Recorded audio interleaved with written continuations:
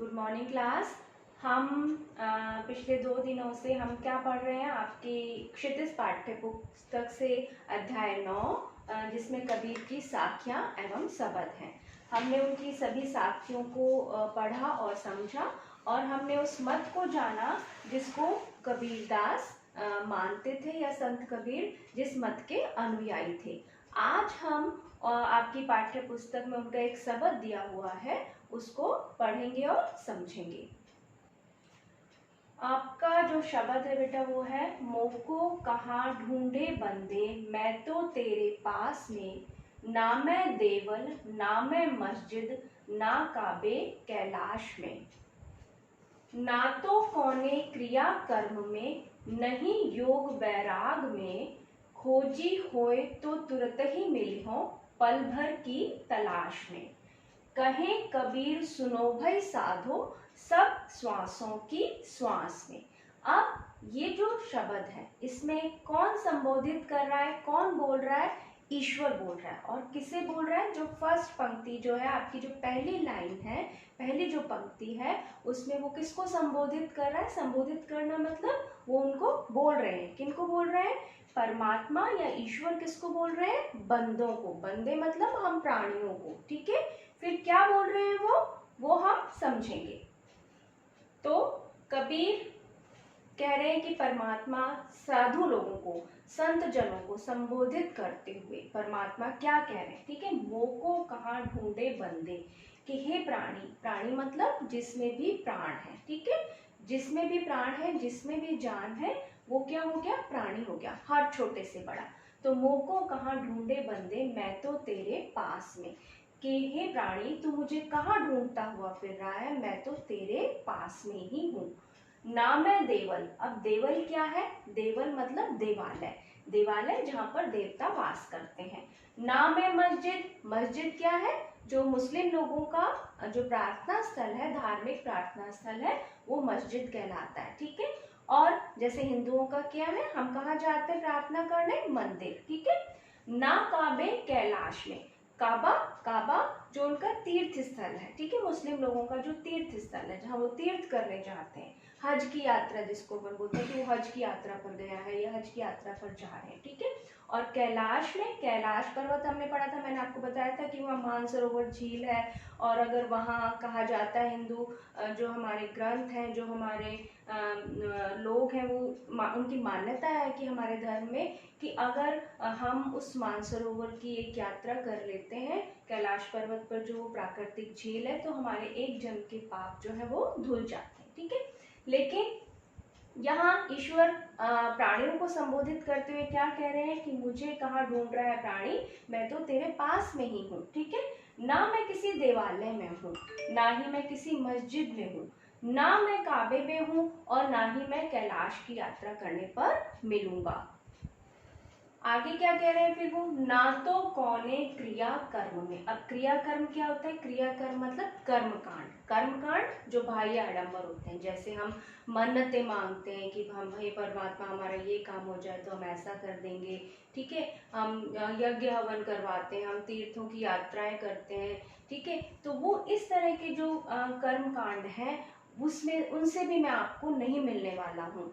कौन कह रहा है? ये परमात्मा कह रहे हैं। किसको? प्राणियों को, बंदों को, कि मैं किसी तरह के कर्म कांड में भी नहीं हूँ, मतलब इस तरह के कर्म कांड करने से भी मैं आपको मिलने वाला नहीं हूँ, आप मुझे नहीं पा सकते हो। नहीं योग वैराग में।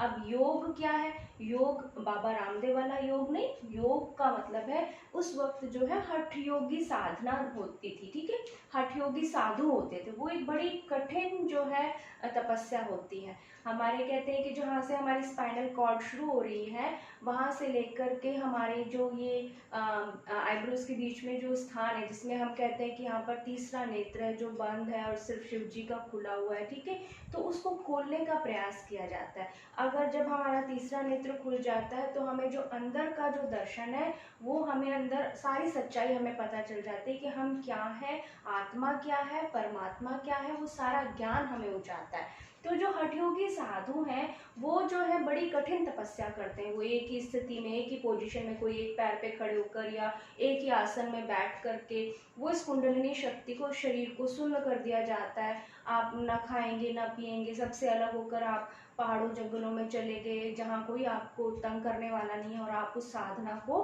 कर रहे हैं, ठीक है, लगातार बैठे हुए हैं। तो इससे क्या होता है, ये एक शरीर को कष्ट देने वाली प्रक्रिया है, इससे शरीर को कष्ट हो रहा है। तो कबीर तो इन बातों को मानते नहीं थे। उनका कहना था कि परमात्मा तो हमारे अंदर ही है, शरीर को कष्ट देने से वो नहीं मिलेगा। तो वो कह रहे हैं कि किसी तरह के योग में, या योग यानी हठयोगी साधना से मैं नहीं मिलने वाला हूँ, ना ही वैराग में। वैराग क्या होता है, राग का मतलब है बेटा प्रेम, ठीक है, और वैराग मतलब हमें सब कुछ रिश्ते नाते, और प्रेम किससे है, जो रिश्ते नातों में हम बंधे हुए हैं। मैंने अगर वो सारे रिश्ते नाते छोड़ दिए, मैंने कहा मुझे कोई मतलब नहीं है, मैं तो जा रही हूँ जंगलों पहाड़ों में, तो मैं क्या हो गई, वैरागी होगी, ठीक है, मैंने वैराग्य धारण कर लिया। तो मैं इस तरह से कर्तव्यों से तो मैं अपने कर्तव्यों से भाग रही हूँ, ठीक है, एक बेटी होने के नाते, एक बहन होने के नाते, एक माँ होने के नाते, एक पत्नी होने के नाते, जो भी मेरे कर्तव्य हैं, जो मेरी ड्यूटीज हैं, जो परमात्मा ने मुझे इन रिश्तों में बांध करके दिए, तो मैं उनको छोड़ करके जंगलों पहाड़ों में चली जाऊँ और मैं परमात्मा को ढूंढने लगूँ। तो कबीर दास जी कह रहे हैं कि मैं उनसे भी परमात्मा आपको नहीं मिलने वाला, उस वैराग्य से भी ईश्वर आपको नहीं मिलने वाला है, ठीक है। तो नहीं, ना तो मैं किसी हठयोगी साधना में हूँ, ना मैं किसी तरह के वैराग्य से मिलने वाला हूँ, यानी संसार को त्याग देने से भी मैं आपको नहीं मिलूंगा।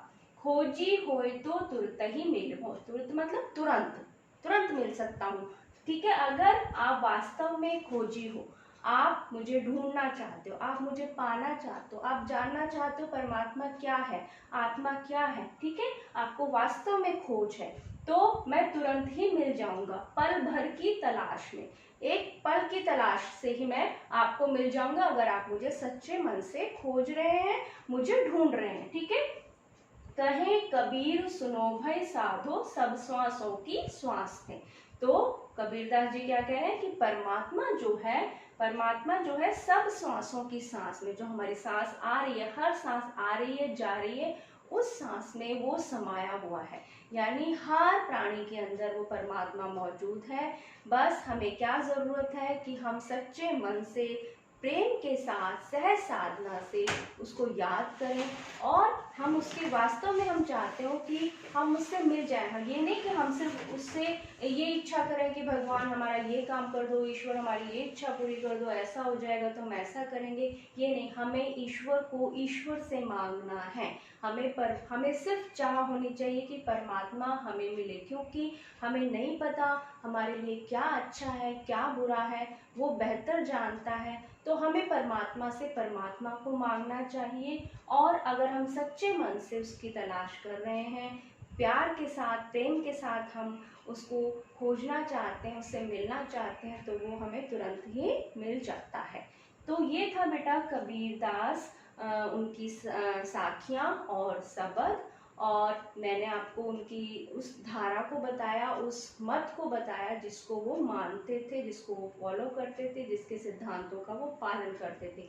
वो परम संत थे, उन्हें अंतर्ज्ञान था, और वही अंतर्ज्ञान उन्होंने जो है आम जनता के साथ बांटा, ठीक है। मुझे उम्मीद है कि आपको ये पाठ जो है अच्छे से समझ में आ गया होगा।